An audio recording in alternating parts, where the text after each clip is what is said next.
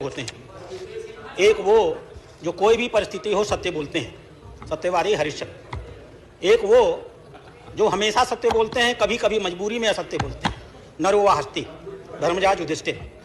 एक सामान्य नागरिक होते हैं जो मजबूरी में सत्य भी बोलते हैं, कभी कभी असत्य भी बोलते हैं। 2013 के बाद देश के राजनीतिक परिवेश में एक नया प्राणी उदय हुआ है जो गीता पर शपथ लेकर कहता है कि मैं झूठ बोलता हूं, झूठा ही बोलूंगा और झूठा ही बोलता रहूंगा, मैं उसका नाम नहीं लूंगा। अध्यक्ष महोदय, 2014 में जब यह पार्टी सरकार में आई थी तो दिल्ली के व्यापारियों ने बड़े समर्पण भाव से इसका समर्थन किया। दिल्ली के व्यापारियों के साथ इन्होंने एक बैठक की। बैठक में दिल्ली के व्यापारियों को कुछ सपने दिखाए। क्या थे वो सपने? हम ready to use and shift market बनाएंगे। 2014 एक भी मार्केट नहीं बना। उन्होंने कहा कि हम दिल्ली के सारे बाजारों को मॉडल बाजार बना देंगे। एक भी बाजार मॉडल नहीं बना। उन्होंने कहा कि हम दिल्ली के बाजारों को, क्योंकि लोडिंग और अनलोडिंग नहीं होती है, हम रिलोकेट करेंगे। एक भी बाजार रिलोकेट नहीं हुआ। उन्होंने कहा कि हम दिल्ली में बिजली का बिल कम करेंगे।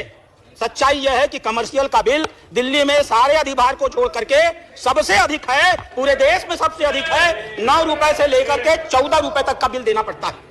इन्होंने कहा हम दिल्ली में आएंगे तो दिल्ली का विकास कराएंगे। 9 साल के इतिहास में अगर नितिन गडकरी न होते तो इन्होंने एक भी फ्लाईओवर दिल्ली में नहीं बनवाया है। इन्होंने दिल्ली के व्यापारियों से कहा 10 मिनट की बारिश में आपके यहाँ पानी लगता है, हम इसका इलाज कर देंगे।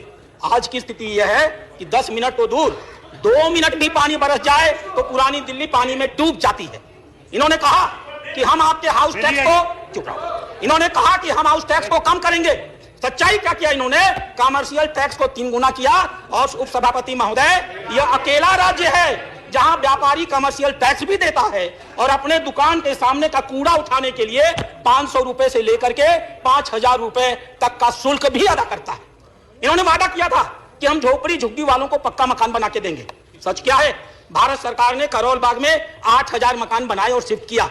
जब इनको मालूम हो गया कि झोपड़ी झुग्गे वाले इस पक्के मकानों में चले जाएंगे तो हम इनका शोषण करके इनका वोट नहीं ले पाएंगे, तब से लेकर आज तक इन्होंने भारत सरकार को दिल्ली में झोपड़ी झुग्गी के पक्के मकानों बनाने के लिए एनओसी तक नहीं दिया।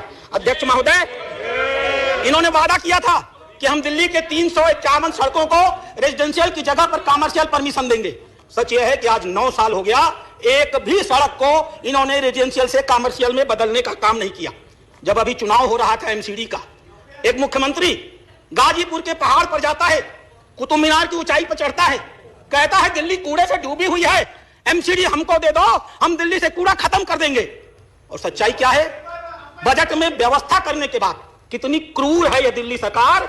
इसने अपने ही एमसीडी के लोगों से कहा हमने बजट में व्यवस्था की होगी, लेकिन जो व्यवस्था 850 रुपए करोड़ की कूड़े को हटाने के लिए की है वो हम तुमको नहीं देंगे। अपने ही सरकार को इन्होंने पैसा नहीं दिया। अध्यक्ष महोदय, इन्होंने कहा था कि दिल्ली में व्यापारिक विस्तार करने के लिए हम झोपड़ी और हम ट्रेड फेयर लगाने का काम करेंगे। दिल्ली के व्यापारी आज भी इंतजार कर रहे हैं कि दिल्ली में कोई ट्रेड फेयर लगाने का काम ये लोग कर सकें। इन्होंने कहा था कि हम दिल्ली की यातायात व्यवस्था को बेहतर करने के लिए रैपिड रेल ट्रांजिट सिस्टम लाएंगे। 700 करोड़ रुपया खर्च करना था। अभी सुप्रीम कोर्ट ने कहा विज्ञापन पर 1100 करोड़ खर्च करने वाली ये सरकार दिल्ली के यातायात पर 700 करोड़ रुपए तक नहीं खर्च कर पाई। अध्यक्ष महोदय, इन्होंने इस प्रकार से दिल्ली के लोगों को धोखा दिया तो किया क्या? मैं बैठा था कोपू की बैठक में, अमर पटनायक जी हमारे मेंबर थे।